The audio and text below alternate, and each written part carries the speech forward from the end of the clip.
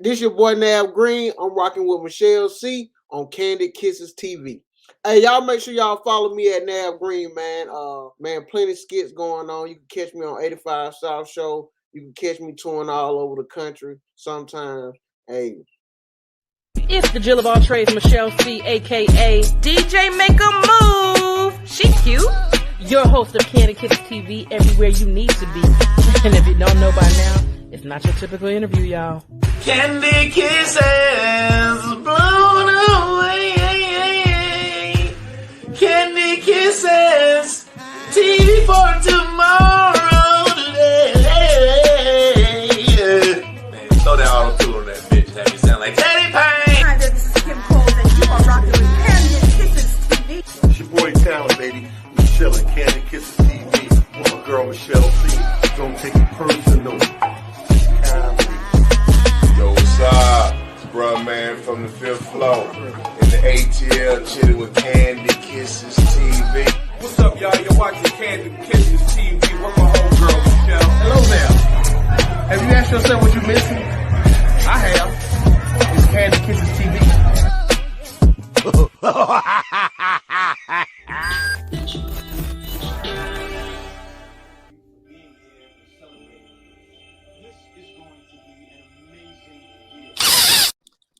What up, Kiss fam? It's your girl, Michelle C, aka DJ Make a Move, the Jill of all trades. And I'm back. It's season 5. I got to light you up with another one. And, before we get into it, I got to do the same thing I do every time.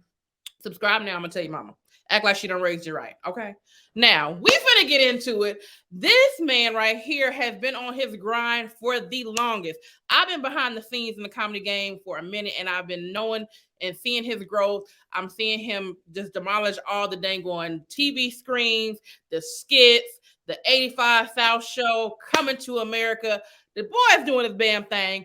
Give it up for Mr. Shift Leader, Nav Green. Pew, pew, pew, pew. What is going on? Man, nothing much, man. Just chilling. We finally got to do it, man. I know that's right, nigga. I've been asking you for about 30 years. I'm just like, come on, bro. Let's play. What's up? So we finna get right on into it. First question I always ask people that's been in the game for a long time: what made you want to get into it? Man, I always, since I was like in elementary. Before then, I loved entertaining my family, like making my family laugh. So, you know what I'm saying? That translated me going to school, making my class laugh. And I always just liked getting that big laugh from a crowd of people. So, yeah. But I always wanted to act, though. I loved acting. I loved anything with that type of stuff. I just like entertainment, period. If I could rap or sing, I would have did that. But I could tell jokes better. So you ain't got no bars? I'm saying I do. I just be off beat. I can't. Oh, okay. So you I can rap now. I just be off beat. I can't never catch the beat. That ain't never stopped Silk the Shocker. He had a whole career doing that shit. I'm telling you. Well, that's what I was gonna ask you because you said acting was a thing. So acting was the goal, and then stand up just picked up. Well, a little both. I wanted to be a comedic actor. Okay. So when I looked at acting, I like. Actors like Martin Lawrence and Jamie Foxx, like where they could play serious roles as well. Yeah, like I could cry and be all in all them movies. Okay. Yeah, I could cry. I could be all that. I could act. So wait, okay, so that's a good question then. What if you had any movie role that you could pick your personal self and say, I want to play this type of character? What would it be? This type of character. It had to be something funny. Okay.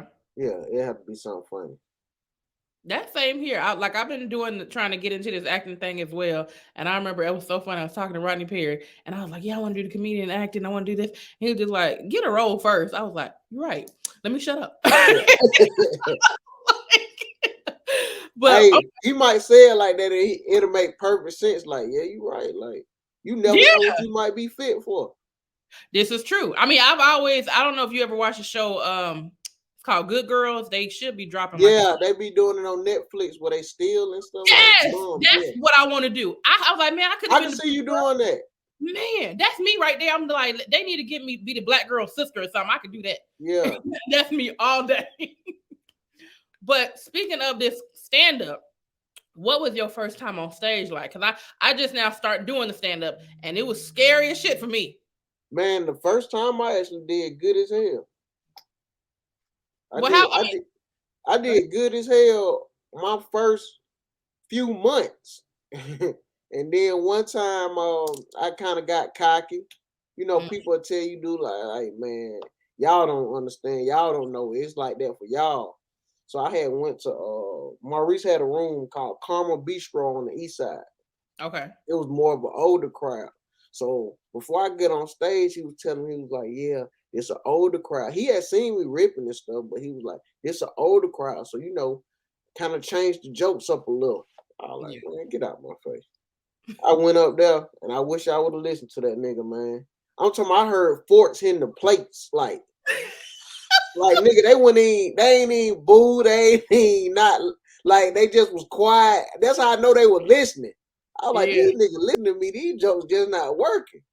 Man, forks and spoons were hitting the plate. I heard a nigga cut a broccoli with a knife. It was so quiet. Like, hey, nigga, pass me the wrench. Right.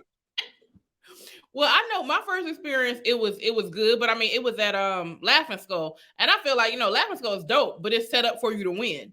Right. So I'm still like, you know, when you hit I guess when you hit any stage, you're gonna be nervous because I mean, you meeting new people that don't know.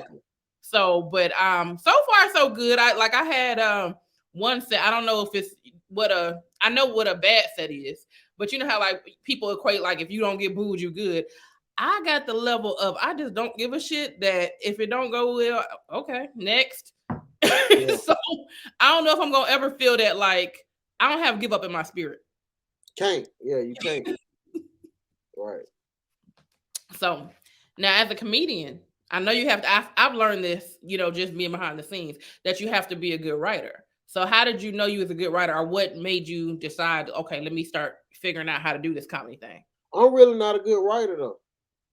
You got to be a good writer if you're on the stage. Yeah, but like you gotta, I think with me that stands out, like it be real life experiences, and I just punch it up type of stuff.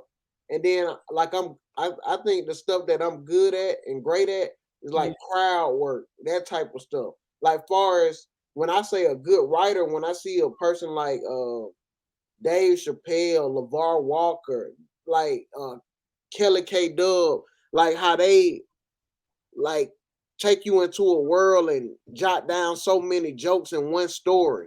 You see what I'm saying? Like, I don't think I got there yet. I don't, my stories don't stretch as long as, you know, most comedians do. Yeah. And there's going to come a time when that happens. But right now, yeah, I'm a decent writer. I talk about what I go through. Like, I can't, you know what I'm saying? That's the best way. Like, yeah, but some people will go from seeing something in the newspaper, like something like current event, and writing down a whole, like Clay English. Something could happen today. This man could read the newspaper and have a 20-minute set on it tomorrow. Yeah, that nigga think different. Like, so that's what I be when I be like, that's good writing. That's great writing. Yeah. If I want to call what I'm doing good or great right now, I'll never be great, because you know what I'm saying? They just like, you want to always be better. Of course. I mean, but when I say good writing, I mean, you knew you had something enough that it would work on, it'll translate on stage. Oh yeah, fact. Yeah. Okay. So when did you feel you had your big break, or like what was the most pivotal moment in your career thus far outside of Coming to America? Shit, I don't think I had my big break yet. What?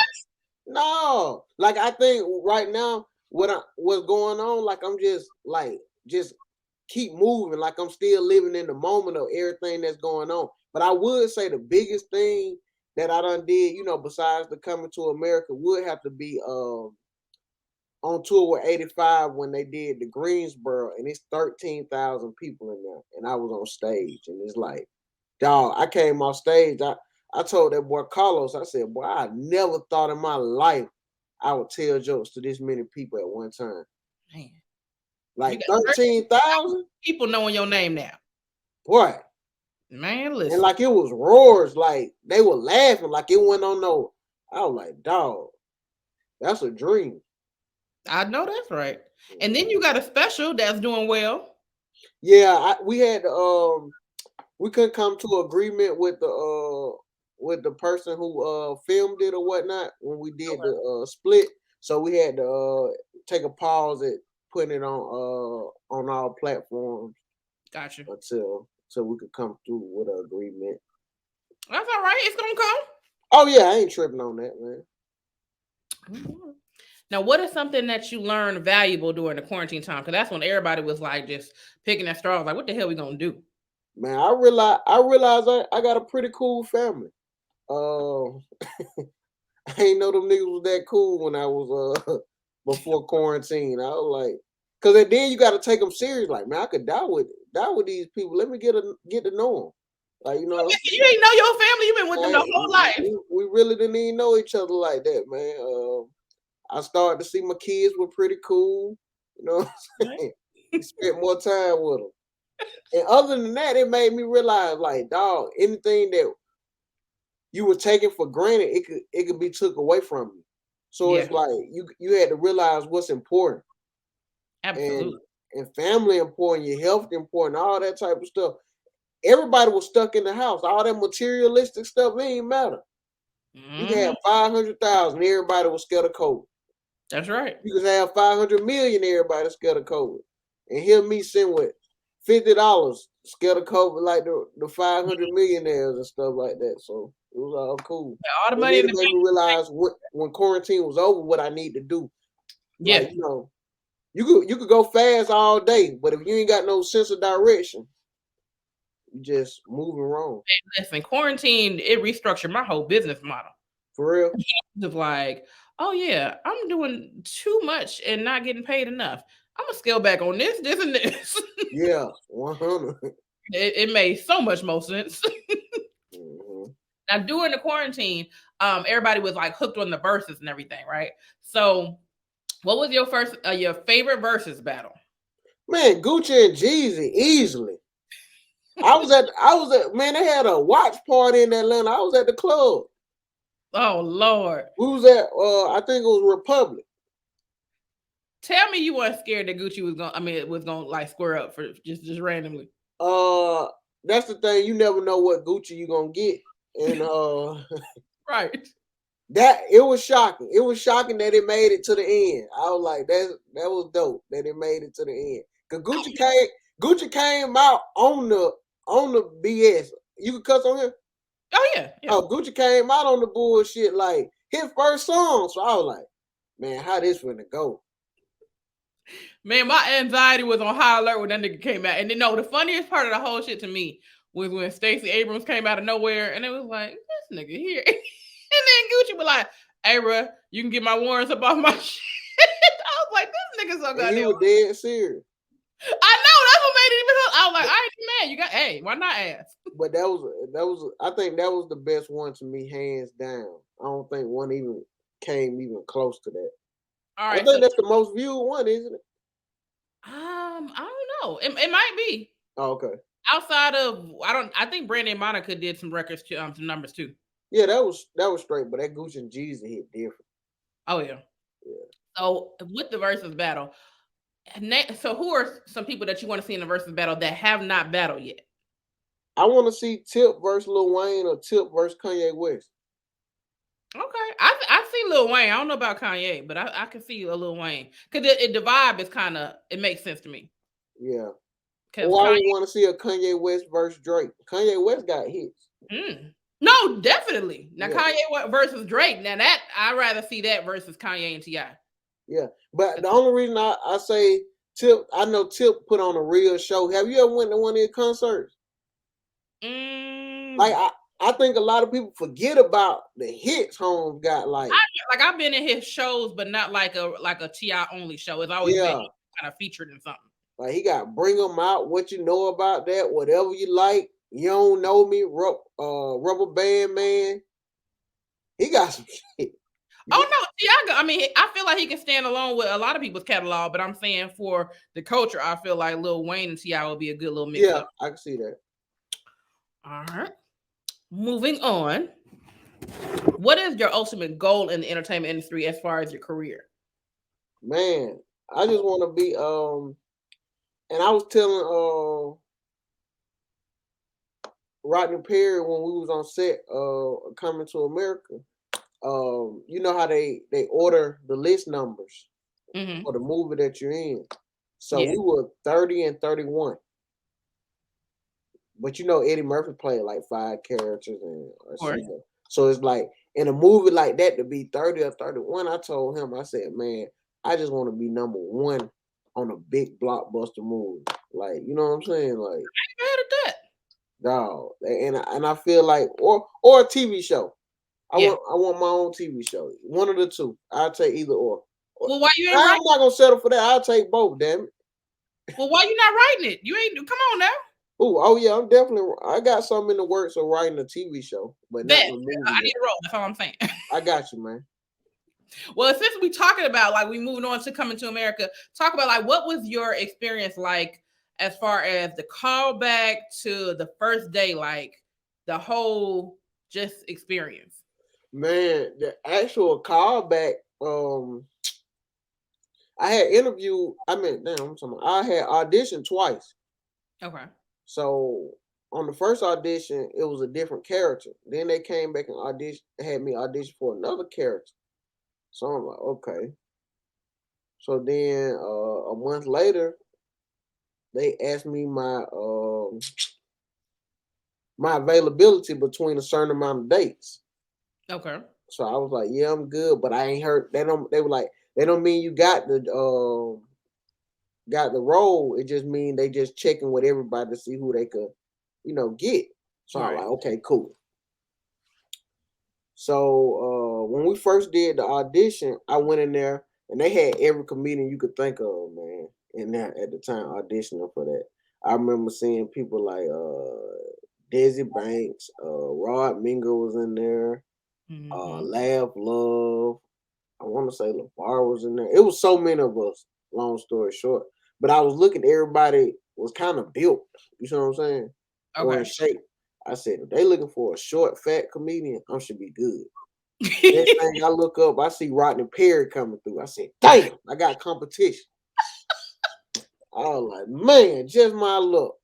So I think Rodney auditioned first or so. And I came in right after Rodney. And what's so crazy, both of us ended up getting it. And when they called to tell me I got it, the lady was like, you not saying nothing. I was like, man, I want to cry. Like, because I had been auditioning for stuff so long and it never just be my luck. And I felt like that wasn't even one of my best auditions.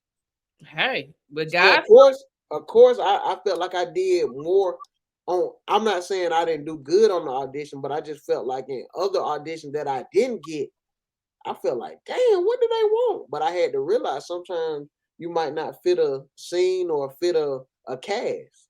Right. And luckily I fit this one. So, I'll take them L's for a W any day. Hey, thick lives matter too. That's what I'm talking about. Look, when you hung up the phone, did you do your praise dance? Man, I was actually driving. I was headed down to Cats. Okay. But I was totally different that night. Speaking to everybody, shaking hands, like, they couldn't tell me nothing. Right. They didn't even know what was going on. You were just like, hey, why now so happy today? What's wrong with this nigga? Positive as hell. Listen, you got to be. So when you can't stop talking to that queen like that. Oh, hell no. You hit him with the Grand Rising? Yeah, Grand Rising. How was your first day on set? Like when you got there, you're like, okay, this shit real. What was your first day on set like? Man, I was cool. The first person I saw on set was Lunell. Lunell cool as shit. She talks shit. She fun as shit. And I saw Rodney. I know Rodney. So that was cool. So I'm seeing Lunell, Rodney. Then we see Leslie. So everybody, and Rodney, he was a good OG. Like, he introducing me to these people, like, letting them know, like, yeah, he's funny, that type of stuff. So we see Arsenio. I didn't get starstruck till we was doing the rehearsal, and Eddie Murphy walked in there. Because, like, I know he's going to be in the movie, but I'm not thinking I'm going to really see this nigga. Right, but like I don't know if it's gonna be in the same scene or Man, not. I look back, this nigga walking in, and he shake all our hand and shit. Everybody just, I think, can't nobody in that room tell me they went like on a high just being around this nigga, man. Right. So that was, I think that was the dopest moment. That when I felt like, oh shit, it could be a dream. Before that, I was like, I'm chilling, like just vibing, just happy to be on set. After that, it was like, damn, nigga, I'm really in a movie with Eddie Murphy. Oh, that's right. Shit, crazy. Now that thing was a big deal for everybody in Atlanta because even my behind the scenes, I'm a makeup artist too. And I had a connect to possibly be on set, but when you're not union, it's a whole. When you go to big production like that, you got to be union and all that stuff. I was this close to being on set. Now I was so pissed. But the good thing is, the head of the makeup artist, crew or whatever, I was able to submit some of my products. I'm just like, well, if I wasn't in it, at least my products was. Right, that's a good way to look at it. And they just got a Oscar nomination for the makeup. They won the Trent and all them. They won the was it an Oscar? Yeah, they won something for best makeup. Yeah, they got nominated. The Oscars haven't happened yet. Okay, not the Oscar. There's something that they There's just something else that I think I know what you're talking about. They did win. I think they cheated Ruth Carter though. Now who's Ruth Carter? Who does costumes? Oh, Now okay. that movie should have won an Oscar nomination for them costumes. Them costumes were him.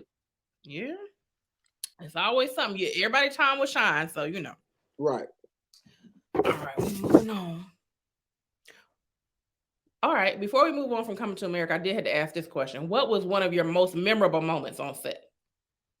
Man, it got cut out the movie actually, but we were in the apartment and that's when they were leaving, and I had did something just off the cusp. And Arsenio walked up to me. He was like, "Dog, you have to do that again." The directors and everybody was laughing. And Rodney was right there, and who else was right there? Somebody else that was in that scene. And dog, I said, "Wow." I said, "Nigga, Arsenio just gave me props, nigga." I know that's you right. know what I'm saying? So that was big right there. So that one I felt like, shit, don't give me too much leeway. I turn this shit into Coming to Nav and But it got cut, but it just made me know that I did something funny. Everybody was laughing like I wasn't sticking to no script or no book like I did me type shit. And the dope part is you didn't get reprimanded for it. You know how some people. Oh no, not at all. They was fucking with it. Well, speaking of just like comedic timing, how did you and Marco and Eric and all that? Now we found out by accident me and Eric are cousins. But how did y'all? Yeah, she told me that. How'd y'all all link up and start doing your skits? Well, we had started with Archive. All us was together with DC Young Fly, E-Man Hudson, Ernestine, Johnson, Will Foskey was a part of that, and Brushy. It was a lot of us. Marley St. Cloud, a lot of them people still like doing work and doing stuff in the entertainment business as well. So, but Marco, I used to see him at comedy clubs, and Marco funny as hell on stage. Mm-hmm. So it's like I used to we just linked ASAP. Okay. And the first time we saw Erica on stage was at Cloud 9. And she went up there and did her thing. So we was like, hey. So we, all us just started linking and hitting stages together. Me, her and Marco. And yeah. Shit, we 7 years in now. That's dope when you got a team to do it with it, because it's hard enough doing it by yourself. But when you got a team, you know, and especially, you know what I'm saying, we can't hate on each other. Yeah. All us different. Mm-hmm. Like Erica can't stop me from getting no role. Marco, I can't stop Marco from getting no role. All us totally different. Marco tall, skinny. I'm short, fat. Erica a female. So it ain't no competition. You know what I'm saying? All of us want each other to do good. Now, one thing I did, I noticed that was dope about y'all when I was able to come and do a couple of skits with y'all, that y'all just coming off the cusp and y'all like grind. Like y'all might do 35 skits in one day. Man, like, and that's the thing. Marco, he loves shooting skits. You feel me? Yeah. So sometimes I ain't gonna lie, I fall out of love with that shit. Like, dog, but then he'll goddamn come up with an idea or say something, we should do this, or if we working together in the lab, I come up with something, now I'm back motivated. Right. So that'd be the difference. Now the jump be funny though, because a lot of people don't know it be improv though, and you done seen it for yourself. Right. Like, That's what I'm saying. People like, y'all playing it, like, nah, the nigga just came up with it that day. yeah. So that's what's dope about it. Like, I remember the first time I was out there with y'all, I think we posted pictures afterwards, and my brother hit me up. And he was just like, "Hey, you know them niggas?" I was like, "Yeah," because I'm like, my brother's 8 years older than me, and I'm not thinking he watching shit like that. Right. That's motherfucking shift leader. I was like, "Oh," and that's what people call me in the streets. Like, a lot of them, they probably don't even really know my name. They be like, "Hey, shift leader," and I throw my hand up. Cause look, at the end of the day, nigga acknowledging a nigga. And right. They love that shit. So it's like, I done seen one nigga get mad because of somebody called him a character. Like dog, you probably lost a fan doing some lame ass shit. That's how they know you. I mean, yeah. That's how they should have never did the shit. You should have named the character your real name. You want niggas to call your name. So well, of course, I ain't never mad somebody calling me shift leader, but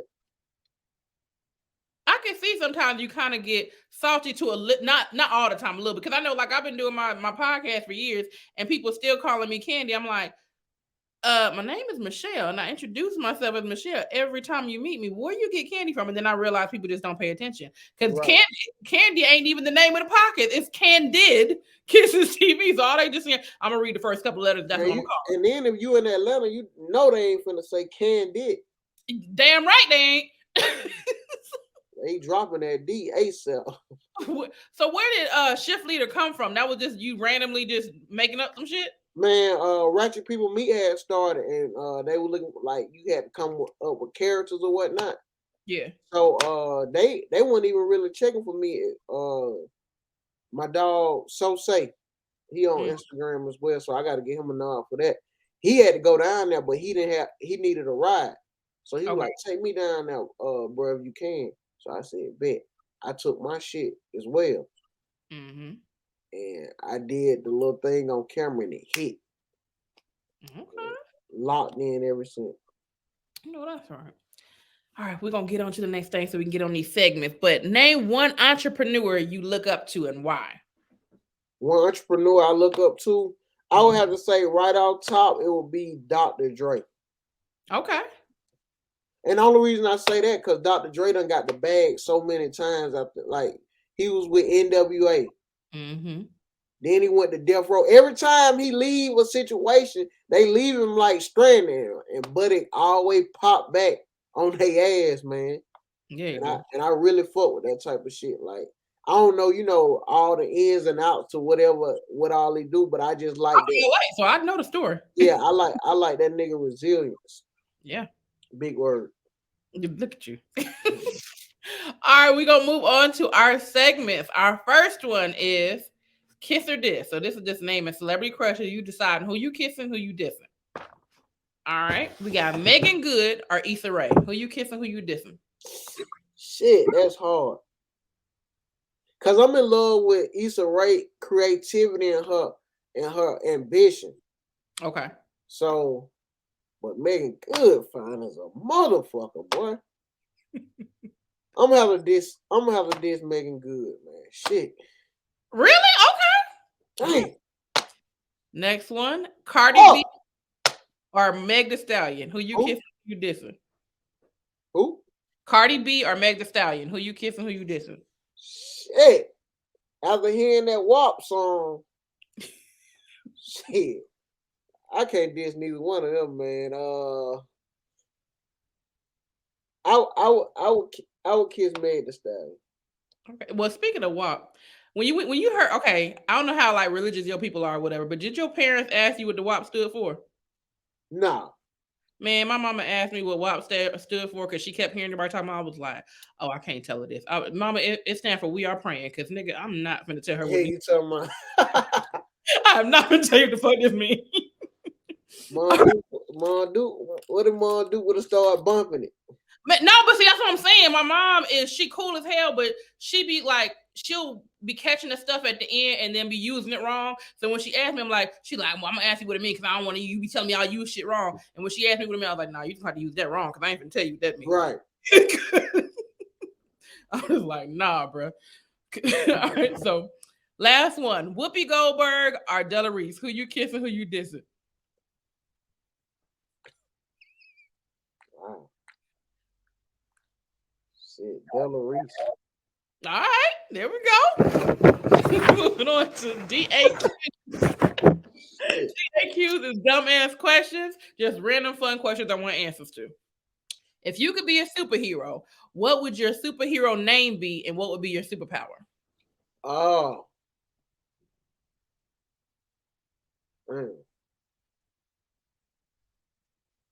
Damn. I thought about power right away. Okay. What would be my superpower? I probably could travel time. That would be my superpower. And what's your name gonna be? Super nigga. All right. Next one. If you could backslap somebody in your past with no consequences, who would it be and why? Backslap somebody in my past. Mm-hmm. It got to be somebody I came in contact with, right? Yeah. Bro, probably out top it would be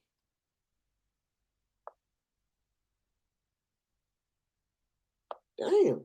I ain't never really felt the Ain't need. nobody ever pissed you off? Huh? Ain't nobody ever pissed you off? Yeah, and if I wanted to slap them, I think I did. Like I don't think I left nobody off. Hey, that's how you do it then, right? Shit. Like I got that shit out the way already. Yeah, I don't think I don't. And then plus I don't hold grudge, so it's struggling for me to sit here and think about somebody I really still don't like to this day. I don't know. Mm-hmm. My bad about that. No problem. What's the worst name you could give a barbershop?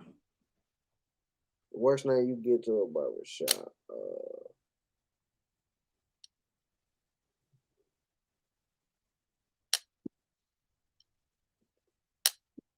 Damn, who cut your hair last? All right. Because if somebody asks you who cut your hair last, they done fucked up too, and they gonna act like they fixed it, but they fucked it up too. Oh Lord. My barber done hit me with that before. He was like, damn, he pushed you back last time. That nigga, who? You cut my hair last, nigga. Oh, nigga, now I ain't gonna lie. Like when I was doing makeup in the beginning, and we, learning how to hold them razor blades or whatever, you'd be like, "Oh, who thinned you out right here?" She was like, "I only been to you." All right, well, nah. See, you had to do something to it because look, now you're making up shit because you don't. Right, yeah. I get it. All right, name 3 items you would purchase to make a cashier feel uncomfortable.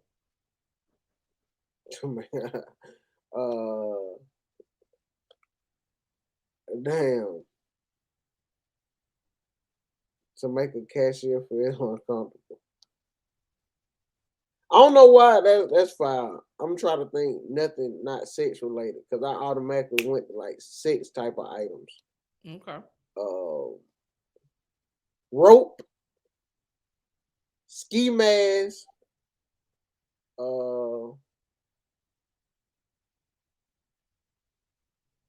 ski mask. What else it could be? And a big trash bags. Okay. So you planning a whole murder in this thing? Yeah, she see that she'll probably think something going on. We moving on to GMG. That stands for what grinds your gangster. Name one of your pet peeves. My pet peeves.